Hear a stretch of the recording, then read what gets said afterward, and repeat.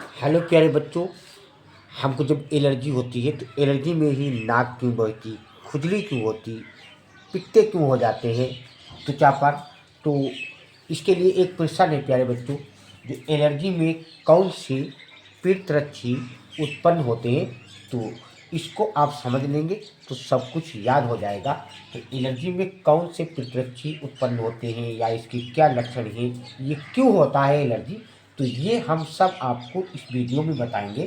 तो एलर्जी में कौन से प्रतिरक्षी उत्पन्न होते हैं, तो एलर्जी में मुख्य रूप से आईजीई, आई का मतलब होता है इसे इम्यूनोग्लोबुलिन ई नामक प्रतिरक्षी एंटीबॉडी यानी उत्पन्न होते हैं, जो शरीर को नुकसान ना पहुंचाने वाले जिसे एलर्जन जैसे धूल पराग को गलती से हानिकारक मानकर उन पर हमला कर देते हैं, जिससे अनिहिस्टामाइन जैसे रसायन निकलते हैं तथा ये एलर्जी के लक्षण बन जाते हैं या पैदा हो जाते हैं।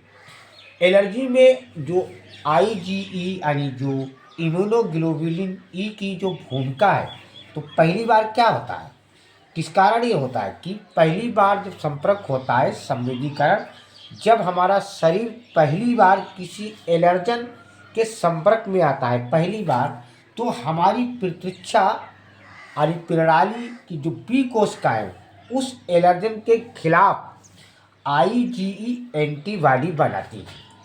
और फिर उसके बाद क्या होता है कि जो मांस कोशिकाएं होती हैं उन मांस कोशिकाओं से यानी मांस सेल से जुड़ जाती हैं। तो ये यानी जो आईजीई होती है ये इम्यूनोग्लोबुलिन ई एंटीबॉडी हमारे वायु मार्ग से त्वचा हो गई तथा आंतों में उपस्थित जो मांस कोशिकाएं मांस सेल जो होती हैं उनसे जुड़ जाती हैं। और उनसे जुड़ने के बाद फिर हमने दोबारा क्या करती है, जब दोबारा प्रतिक्रिया करती है यानी अगली बार जब आप किसी एलर्जन के संपर्क में आते हैं, तो यह एलर्जन यानी इन आईजी यानी इम्यूनोग्लोबुलिन ई एंटीबॉडी से जुड़ जाता है, जिससे मांस कोशिकाएं सक्रिय हो जाती हैं तथा हिस्टामाइन तथा अन्य प्रकार के रसायन छोड़ती हैं।